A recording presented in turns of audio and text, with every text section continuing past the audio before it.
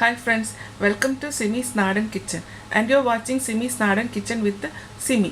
ഇന്ന് ഞാൻ ഉണ്ടാക്കുന്നത് ചിക്കൻ ടീക്കയാണ്. അപ്പോൾ ഇതെങ്ങനെയാണ് ഉണ്ടാക്കുന്നത് നോക്കാം. ഇത് ഞാൻ തവ ഗ്രില്ലാണ് ചെയ്യുന്നത്. ചിക്കൻ ടീക്ക ഉണ്ടാക്കാൻ വേണ്ടിയിട്ട് ഞാൻ കുറച്ച് ചിക്കൻ എടുത്തിട്ടുണ്ട്. അപ്പോൾ ഇത് ബോൺലെസ് ചിക്കനാണ്.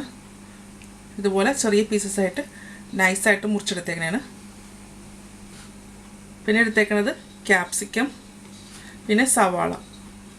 ക്യാപ്സിക്കം സവാളയും ഇതുപോലെ വലിയ പീസായിട്ട് മുറിച്ചിട്ടുണ്ട്. എന്നിട്ട് സവാള മുറിച്ചിട്ട് അതെല്ലാം ഓരോരോ പെറ്റൽസായിട്ട് ഇളക്കിയെടുത്തിട്ടുണ്ട്. പിന്നെ വേണ്ടത് തക്കാളിയാണ്. അപ്പോൾ തക്കാളി ഞാനിപ്പോൾ എടുക്കുന്നില്ല, നമ്മൾ ഉണ്ടാക്കുന്ന നേരം മാത്രമേ തക്കാളി എടുക്കുന്നുള്ളൂ.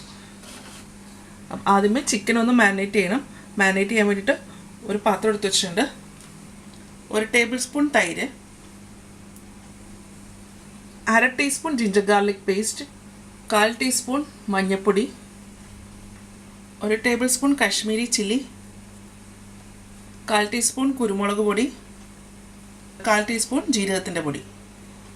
ഇനി ഇതിനാവശ്യമുള്ള ഉപ്പ്. ഇതെല്ലാം ചേർത്തിട്ട് നന്നായിട്ടൊന്ന് മിക്സ് ചെയ്തെടുക്കാം. വെള്ളമൊന്നും ഒഴിക്കണ്ട. ഇതിലേക്ക് ഒരു പകുതി നാരങ്ങയുടെ നീര്,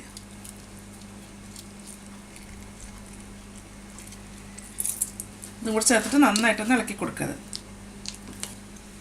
ഇനി ഇതിലേക്ക് ചിക്കൻ ചേർക്കാം. അപ്പോൾ ചിക്കനൊക്കെ ഒട്ടും വെള്ളം ഇല്ലാണ്ട് വേണം ഇതിൻ്റെ അകത്തേക്ക് ചേർക്കാനായിട്ട്. ചിക്കനൊന്ന് മിക്സ് ചെയ്ത് കൊടുക്കാം. അത് കഴിഞ്ഞ് വെജിറ്റബിൾസും മിക്സ് ചെയ്യാം. തക്കാളി ഇപ്പോൾ ചേർക്കുന്നില്ല. എന്താ വെച്ചാൽ ഇതിപ്പോൾ നമ്മൾ മാരിനേറ്റ് ചെയ്ത് ഒരു മണിക്കൂറെങ്കിലും ഫ്രിഡ്ജിൽ ഇതിങ്ങനെ വെച്ചേക്കണം. എത്ര സമയം ഇരിക്കുന്നോ അത്രയും നല്ലത്. അപ്പോൾ ഒരു മിനിമം 1 മണിക്കൂറെങ്കിലും ഇത് മാരിനേറ്റ് ചെയ്ത് വെക്കണം. തക്കാളി ഇതുപോലെ മുറിച്ചിട്ട് വെക്കുകയാണെന്നുണ്ടെങ്കിൽ തക്കാളിയുടെ ഉള്ളിൽ നിന്ന് വെള്ളം ഇറങ്ങി വരും. അപ്പോൾ തക്കാളി നമ്മൾ ഉണ്ടാക്കാൻ നേരം മാത്രം മിക്സ് ചെയ്താൽ മതി ഇതിൻ്റെ അകത്തേക്ക്. ഇനി ഇതിലേക്ക് കുറച്ച് ഗരം മസാലയും കൂടി ചേർക്കണം. 1/4 ടീസ്പൂൺ ഗരം മസാല. ഇനി ഒന്നും കൂടെ മിക്സ് ചെയ്ത് കൊടുക്കുക. അപ്പോൾ ഞാൻ ആദ്യം ഇടാൻ വിട്ടുപോയതാണ്. ഇത് നന്നായിട്ട് മാരിനേറ്റ് ചെയ്ത് വെച്ചിട്ടുണ്ട്. ഇനി ഇത് അടച്ചു വെച്ചിട്ട് ഇത് ഫ്രിഡ്ജിലേക്ക് മാറ്റി വെക്കുക. ഇത് ഒരു മിനിമം 1 മണിക്കൂറെങ്കിലും വെക്കണം. അപ്പോൾ അതിൽ കൂടുതൽ വെച്ച് കഴിഞ്ഞാൽ അത്രയും നല്ലത്. ഇപ്പോൾ 1 മണിക്കൂറോളം ആയിട്ടുണ്ട്. ഇനിയിപ്പോൾ നമുക്ക് തക്കാളി ചേർക്കാം അതിൻ്റെ അകത്തേക്ക്. അപ്പോൾ തക്കാളി ഇതുപോലെ തന്നെ വലിയ പീസായിട്ട് അരിഞ്ഞെടുത്തിട്ടുണ്ട്. അതിൻ്റെ ഉള്ളിൽ സീഡെല്ലാം കളഞ്ഞിട്ടുണ്ട്. അത് ഇതിലേക്ക് ചേർക്കാം. അപ്പോൾ തക്കാളി ഉണ്ടാക്കാൻ നേരം മാത്രമേ ചേർക്കാൻ പാടുള്ളൂ. ഇനി ഇത് നന്നായിട്ടൊന്ന് മിക്സ് ചെയ്ത് കൊടുക്കാം. ഈ മസാല എല്ലാം തക്കാളിയിലും പറ്റിയിട്ടുണ്ട്. ചിക്കനും വെജിറ്റബിൾസും ഒക്കെ നമുക്കൊരു ഈ ബാംബൂ സ്ക്യൂവേഴ്സിൻ്റെ അകത്ത് കോർത്തെടുക്കണം. ഇതാണ് ബാംബൂ സ്ക്യൂവേഴ്സ് എന്ന് പറയുന്ന സാധനം, അല്ലെങ്കിൽ ബാർബിക്യൂ സ്റ്റിക്ക് എന്ന് പറയും. ഇത് 1/2 മണിക്കൂർ വെള്ളത്തിലിട്ട് വെക്കുക. വെള്ളത്തിലിട്ട് വെച്ചില്ല എന്നുണ്ടെങ്കിൽ നമ്മൾ അതിൽ സ്റ്റൗവിലോട്ട് വെക്കുമ്പോൾ ഇത് കരിഞ്ഞു പോവും. അപ്പോൾ കരിയാണ്ടിരിക്കാൻ വേണ്ടിയിട്ടാണ് ഇതൊന്ന് കുതിർത്ത് വെക്കണേണ് വെള്ളത്തിലിട്ടിട്ട്. ഇതിങ്ങനെ എടുത്തിട്ട് ഇതിലേക്ക് ഞാൻ ആദ്യമേ കോർക്കുന്നത് സവാളയാണ്. ഓരോ പീസായിട്ട് ഇതിങ്ങനെ കോർത്തെടുക്കാം.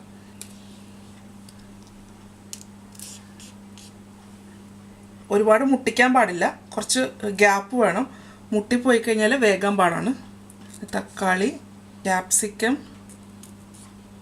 പിന്നെ ഒരു ചിക്കൻ്റെ പീസ്, എല്ലാം ഒരു ചെറിയൊരു ഗ്യാപ്പ് കൊടുത്തിട്ടാണ് എല്ലാം വെച്ചേക്കണത്. ഇതിങ്ങനെ കോർത്തെടുത്തിട്ടുണ്ട്. അപ്പോൾ ഇങ്ങനെ എല്ലാ സ്റ്റിക്കും അതുപോലെ കോർത്തെടുക്കാം. അപ്പോൾ ഇതെല്ലാം ഈ ബാർബിക്യൂ സ്റ്റിക്കിൻ്റെ അകത്ത് കോർത്തെടുത്ത് വെച്ചിട്ടുണ്ട്. ഇത് ഗ്രില്ല് ചെയ്തെടുക്കാം. അപ്പോൾ ഞാൻ തവ ഗ്രില്ലാണ് ചെയ്യുന്നത്. ഞാനൊരു തവ ചൂടാക്കാൻ വെച്ചിട്ടുണ്ട്. അതിലേക്ക് ഒലിവ് ഓയിൽ ഒഴിച്ചെടുക്കാം. കുറച്ച് ഒലിവ് ഓയിൽ ഒഴിച്ചിട്ട് എല്ലായിടത്തും നന്നായിട്ടൊന്ന് സ്പ്രെഡ് ചെയ്ത് കൊടുക്കാം. ഇതൊന്നും ഒട്ടിപ്പിടിക്കാതിരിക്കാൻ വേണ്ടിയിട്ടാണ്. ഇനി ഇതിലേക്ക് ഓരോ സ്റ്റിക്കും വെച്ച് കൊടുക്കുക.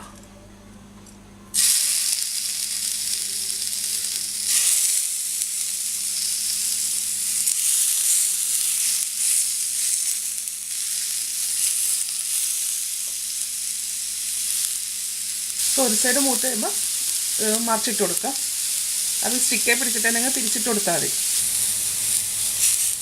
ഇടയ്ക്കിടയ്ക്ക് ഇങ്ങനെ മറിച്ചിട്ട് കൊടുക്കണം, അല്ലെങ്കിൽ ഒരു സൈഡ് തന്നെ ഇങ്ങനെ ഇരുന്ന് കഴിഞ്ഞാൽ കരിഞ്ഞു പോവും. അതിൻ്റെ മുകളിൽ കുറച്ച് ഒലിവ് ഓയിൽ ഒഴിച്ചു കൊടുക്കണേണ്. ഒലിവ് ഓയിൽ ഒഴിക്കുമ്പോൾ ഒരുപാട് ഒഴിക്കരുത്.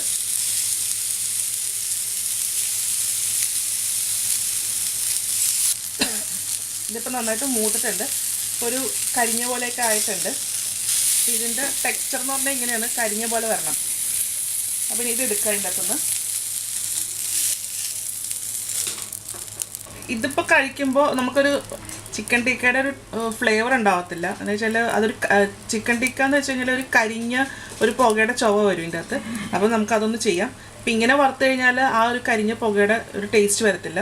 ഇനി ഇതിന് കരിഞ്ഞ ഒരു ടേസ്റ്റ് വരാൻ വേണ്ടിയിട്ട് ഞാൻ എന്താ ചെയ്യുന്നത് വെച്ചാൽ ഇത് ഗ്യാസിൻ്റെ മുകളിൽ ഇത് ഒന്ന് കാണിച്ചിട്ട് ഒന്ന് കരിച്ചെടുക്കും. ഇത് ചെറുതായിട്ടൊന്നിങ്ങനെ ഗ്യാസിൻ്റെ മുകളിൽ ഇങ്ങനെ കാണിച്ചാൽ മതി. അപ്പം ഇതൊന്ന് കത്തും. ഇത്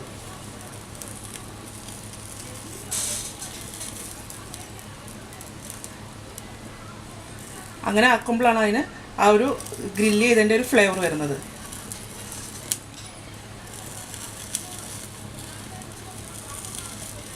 ചിക്കൻ ടിക്ക റെഡി ആയിട്ടുണ്ട്.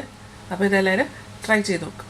ഇത് ട്രൈ ചെയ്തിട്ട് ഇതിൻ്റെ അഭിപ്രായം എൻ്റെ കമൻറ്റ് ബോക്സിൽ ഇടുക. അടുത്ത ദിവസം അടുത്ത റെസിപ്പി ആയിട്ട് കാണാം. ബൈ.